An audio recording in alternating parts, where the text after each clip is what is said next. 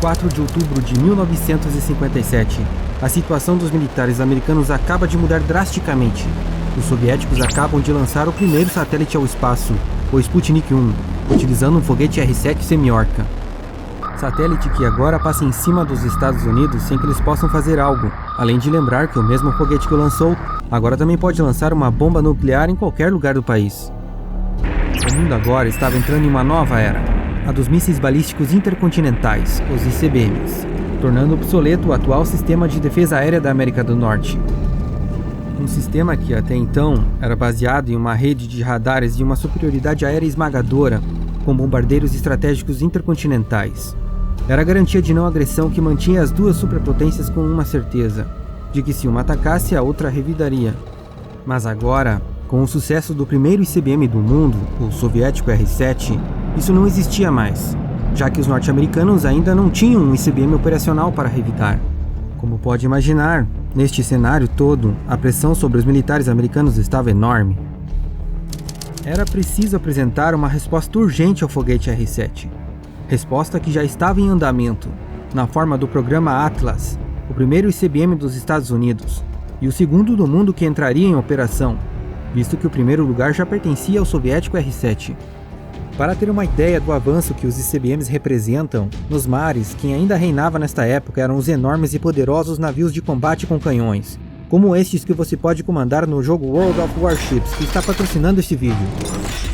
O World of Warships é um jogo de guerra naval gratuito e disponível para PC. São inúmeros navios de guerra ultra realistas, destroyers, porta-aviões, cruzadores e até submarinos para você escolher. Os gráficos são de alto nível e novos conteúdos são lançados todos os meses. É um jogo completo e que também está disponível para consoles. Então o que você está esperando? Faça download do World of Warships agora mesmo no primeiro link da descrição e comece a jogar. E para quem se registrar no link da descrição e utilizar o código BRAVO, vai ganhar 500 dobrões, 1,5 milhão de créditos e 7 dias de conta premium, e vai poder escolher entre o USS Phoenix, o cruzador japonês Kuma, o encoraçado francês Corbett, o encoraçado italiano Dante Alighieri ou o HMS Wakeful depois de completar 15 batalhas. O código só é válido para novos usuários. Então bora afundar os navios, quem sabe nos encontramos em alguma batalha? Bem, como você pode imaginar, o programa de foguetes norte-americano não havia começado naquele momento. Ele vinha desde o final da Segunda Guerra Mundial, com a captura de diversas unidades de foguetes alemães V2 e com a Operação Paperclip, que levou Von Braun e centenas de outros cientistas alemães aos Estados Unidos. Todo este espólio de guerra foi utilizado já em 1946 para iniciar as pesquisas de uma série de projetos envolvendo foguetes nos Estados Unidos, incluindo o ICBM. Também foram lançados mais de 50 foguetes V2 capturados para familiarizar o pessoal com a tecnologia e, principalmente, para identificar pontos de melhoria. Obviamente que por ser uma tecnologia nova, existia muita coisa para melhorar. Um grande problema, por exemplo, era a pesada estrutura que tornava o foguete muito ineficiente. Peso que era principalmente da fuselagem, já que todo o foguete era construído para suportar o calor e o estresse da reentrada. Outro problema estava no sistema de controle de atitude do foguete, que usava aletas móveis de grafite na saída do motor para defletir o jato. Um sistema muito funcional, mas que diminuiu o empuxo em 17% e apresentava uma alta taxa de falhas devido ao estresse que essas aletas sofriam. A quebra delas nos V2 era um problema frequente, levando os foguetes a lugares não planejados. Um projeto importante na história do ICBM norte-americano foi o projeto MX-774 para um míssil de elevada altitude, iniciado em 1946 e desenvolvido pela Convair. O míssil desenvolvido no MX-774 introduziu uma série de melhorias importantes, como um inovador sistema de tanque-balão. No foguete V2, os tanques de combustível eram separados e contidos dentro de uma rígida estrutura, que protegia o foguete inteiro, fazendo com que existisse uma parede dupla nesta região. No MX-774, os cientistas raciocinaram que após o lançamento do míssil, a única parte que era necessária para completar a missão era a ogiva na ponta. Então, se ela pudesse ser separada do míssil após a queima do combustível, somente ela teria que ser forte o suficiente para aguentar o calor da reentrada. Isso permitiu remover as paredes externas da fuselagem, fazendo com que os dois tanques de propelente fossem a própria estrutura do foguete, que eram unidos por um anel na parte central. Tanques que eram construídos de um alumínio extremamente fino e que eram mantidos rígidos apenas pela pressão do combustível nos tanques. Esta abordagem minimizou o peso estrutural e aumentou a capacidade de combustível, melhorando a relação massa-combustível em 3 vezes se comparado com o V2. Mas como você pode ver neste Atlas Agena aqui, isso deixou o míssil extremamente frágil e difícil de transportar, já que ele agora era praticamente um balão de alumínio. Então, para facilitar o transporte, ele era pressurizado com gás nitrogênio. Outra alteração muito importante no míssil foi no sistema de controle de atitude. Aquelas aletas móveis de grafite do V2 foram substituídas por um motor de foguete com 4 câmaras de combustão, que giravam para os lados por meio de atuadores hidráulicos. Era o precursor do empuxo vetorial por motor com gimbal que seria adotado no ICBM Atlas. Uma novidade em foguetes americanos, mas que já havia sido proposto pelos alemães durante os foguetes V2. Este sistema de controle também permitia que estas aletas na lateral do míssil fossem descartadas, mas os engenheiros as mantiveram como uma forma de redundância na estabilidade. O projeto estava progredindo bem, até que em 1947, o governo Truman, preocupado com a economia, determinou que a Força Aérea reduzisse os seus gastos. Eles deviam escolher entre reduzir os fundos para os seus bombardeiros e interceptadores intercontinentais ou cortar alguns de seus projetos de armas avançadas, que incluía o projeto do míssil MX-774 da Convair. O corte ocorreu nas pesquisas, mas antes de encerrar totalmente o projeto com o dinheiro que ainda restava, foi possível realizar 3 voos de teste com o MX-774. Foram testes parcialmente bem-sucedidos, porque todos eles falharam durante o voo, mas conseguiram alcançar uma altitude máxima de 48 km e serviram para validar a abordagem do tanque-balão, do motor giratório e da separação do nariz do míssil em voo. E assim, até o início de 1951, não havia projeto de ICBM americano algum em andamento, ao contrário dos soviéticos. É aqui que começamos a entender alguns dos motivos que levaram eles a terem ganho tanta vantagem na corrida do primeiro ICBM operacional. O primeiro é que eles já tinham uma certa experiência em foguetes que vinha do período da Segunda Guerra, com a grande utilização dos famosos foguetes Katyusha. O segundo motivo estava em suas decisões iniciais.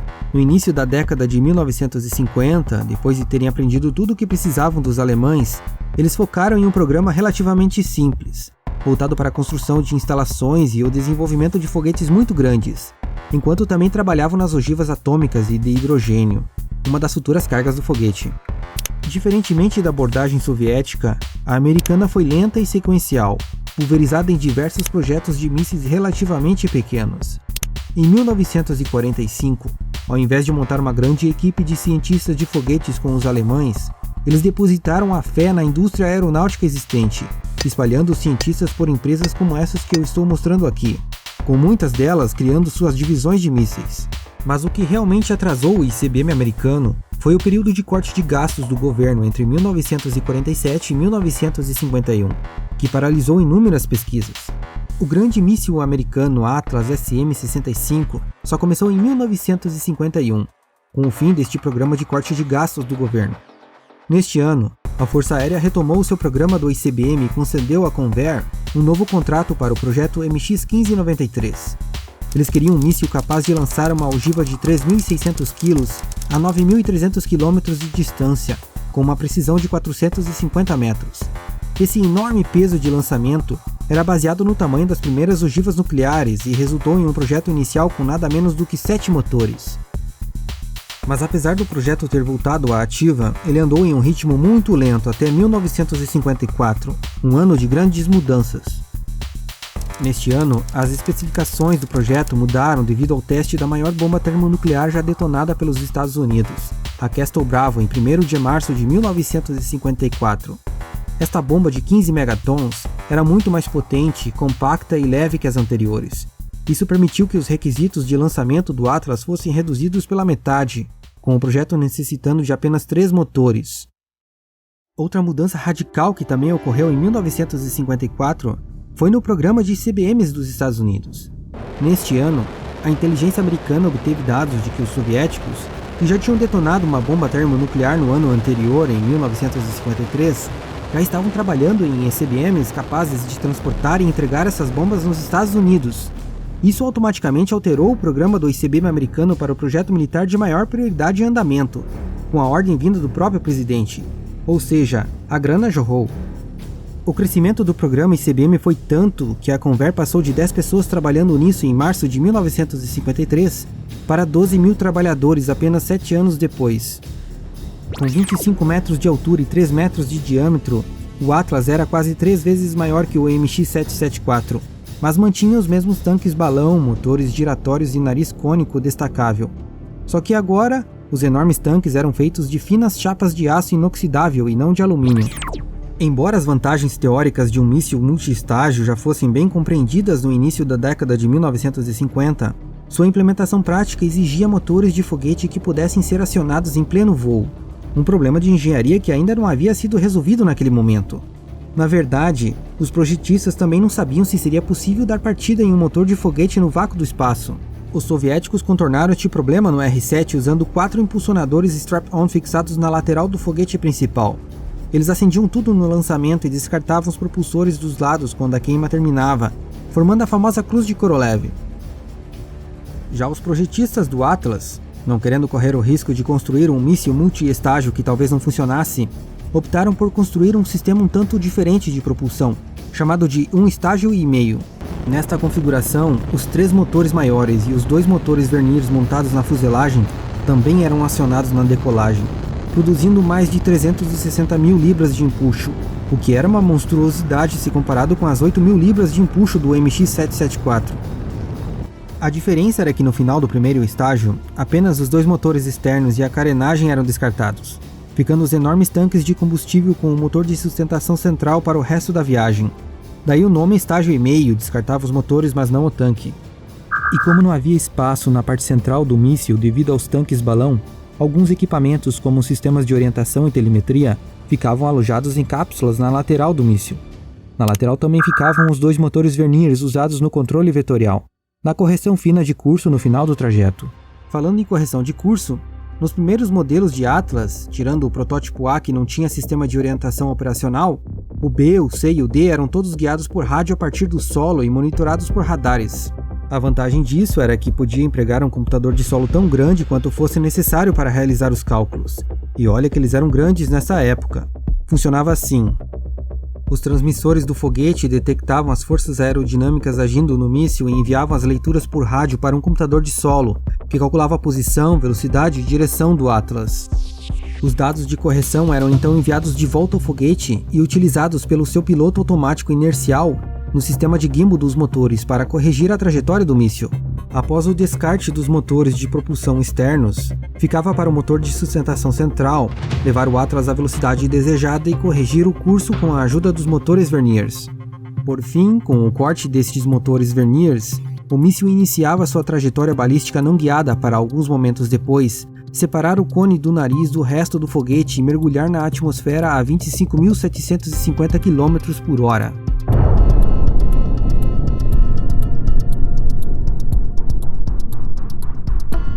Nos modelos E e F, um sistema de orientação inercial totalmente independente do solo foi utilizado, tornando os mísseis imunes a interferências de rádio. Outra barreira tecnológica que os projetistas do Atlas tiveram que enfrentar foi na proteção térmica da carga durante a reentrada da ponta do míssil na atmosfera. Carga que vinha da borda do espaço e que, neste caso, era uma ogiva de 1,4 megatons e 740 quilos mais equipamentos. No início, eles acreditavam que uma forma longa e pontuda seria a melhor opção para o nariz do foguete, pois cortaria a atmosfera como uma agulha e minimizaria o aquecimento por atrito. Mas os estudos demonstraram que, apesar deste formato criar uma onda de choque mais fraca, ela se forma em um ângulo que a deixa mais próxima do corpo e da ponta, transferindo grandes quantidades de calor para as laterais do veículo e, principalmente, gerando uma temperatura extremamente elevada na ponta. Lembre-se que estamos falando de uma velocidade de quase 26 mil km/h. A solução mais adequada era a que eles menos imaginavam, a de um formato arredondado na ponta com um elevado arrasto. Como o ar não pode sair do caminho com rapidez suficiente neste caso, forma-se uma almofada de ar comprimido na frente do veículo que mantém a onda de choque e a camada de ar aquecida afastada, transportando a maior parte do calor da reentrada para longe do veículo. É o mesmo efeito que ocorre nos veículos de reentrada tripulados. Mas após definir o formato, era necessário definir o material do escudo térmico. A primeira solução encontrada foi construir em cobre maciço para absorver o calor restante, tecnologia que foi adotada no Atlas B e C, mas que tinha o grave problema de liberar um rastro de vapor metálico muito visível ao radar. As pesquisas continuaram na busca de resolver melhor este problema, chegando a um escudo térmico não metálico e ablativo, que era feito de uma resina fenólica. Esta camada de resina carboniza e sublima, levando parte do calor da reentrada no vapor e nas partículas que se desprendem. Este aqui é um pedaço do escudo térmico da nave Gemini depois da reentrada, com a superfície ablativa queimada. Era um escudo térmico mais leve que o cobre e que permitia alterar o formato da ponta novamente para perfis de menor arrasto. Esta tecnologia seria usada no Atlas D, E e F e nos foguetes tripulados que viriam. Bem, definido o projeto, era hora de realizar os voos de teste, que começaram em 11 de junho de 1957. Isso é 4 meses antes do lançamento do Sputnik 1 pelo foguete soviético R-7. O veículo de teste inicial, o Atlas A, continha apenas 2 motores de propulsão e um nariz falso. E dos 8 voos de teste, 5 falharam, com este aqui sendo o primeiro deles, o primeiro teste e a primeira explosão. Era uma lembrança de que construir mísseis como este é uma tarefa muito difícil. Nos 3 voos bem-sucedidos, foi possível alcançar 1000 km de distância e 120 de apogeu, um progresso que dava esperança para continuar. A série Atlas B era um míssil mais sofisticado e completo, tinha um motor de sustentação central e um nariz separável. Em julho de 1958, o primeiro de 10 voos explodiu logo após o lançamento, mas em 28 de novembro, um Atlas B rugiu os céus indo a 900 km de apogeu e 10.000 km de distância, o alcance total solicitado pelo projeto. Dos 11 lançamentos, 8 falharam. No mês seguinte, 6 Atlas C seriam testados, com apenas a metade tendo sucesso. Ficaria para o Atlas D, testado pela primeira vez em abril de 1959, a função de ser o primeiro ICBM confiável e capaz de carregar ogivas termonucleares. 3 seriam colocados em operação em setembro daquele ano, montados em plataformas de lançamento desprotegidas em um esquema de emergência. É que os soviéticos já tinham ativado o primeiro ICBM deles em fevereiro, utilizando o foguete R-7. Quanto ao Atlas D, dos 67 lançamentos, 24 falharam. A evolução seguinte veio no Atlas Z, com um sistema de orientação inercial totalmente independente do solo, tornando os mísseis imunes a interferências de rádio. O primeiro voo de teste bem-sucedido foi em fevereiro de 1961, e dos 20 lançamentos, 9 falharam. No total, até o ano de 1962, dos 112 lançamentos do Atlas, 49 tinham falhado. Eram números nada animadores e que seriam a marca do fracasso para um leigo, mas não para os cientistas. Eles aprendem com o fracasso tanto quanto com o sucesso. Entraram em serviço, tanto o Atlas quanto o soviético R-7 já estavam obsoletos para a tarefa. O problema era que os Atlas D e M eram armazenados horizontalmente em grandes bunkers e levavam em torno de 15 minutos para serem lançados. Um dos motivos da demora estava em um dos propelentes utilizados. O Atlas utilizava querosene e oxigênio líquido. Por ser criogênico, o oxigênio líquido tinha que ser mantido em uma temperatura extremamente baixa, em torno de menos 195 graus. Isso significava que ele tinha que ser armazenado em tanques refrigerados especiais, sendo bombeado a bordo do míssil momentos antes dele ser disparado. Eles tentaram melhorar o tempo no Atlas F, que além de ser armazenado em silos verticais subterrâneos, apresentava um sistema de abastecimento de combustível e disparo mais rápido. Mas a economia de tempo foi de apenas 5 minutos, ou seja, 10 ainda era muito tempo para uma arma de retaliação. De qualquer forma, este problema já estava sendo solucionado em mísseis como o Minuteman, que utilizava propelente sólido, fazendo com que todos os esquadrões Atlas fossem aposentados já em 1965. Embora tenha tido uma vida curta como um ICBM, o Atlas desfrutaria de uma segunda vida longa e bem-sucedida como um veículo de lançamento espacial. Ao todo, foram construídos 350 Atlas de todos os tipos, que a partir de 1965 foram reformados e usados por quase 40 anos como veículos de lançamento espacial. Vou encerrando o vídeo por aqui, que já está bem longo, mas antes de me despedir, gostaria de agradecer aos apoiadores do canal e lembrar que se você quiser apoiar esse tipo de conteúdo de uma maneira diferente, tem o botão valeu aqui embaixo. Também não se esqueça de baixar o jogo World of Warships pelo link da descrição para ganhar os brindes e nos vemos em batalha!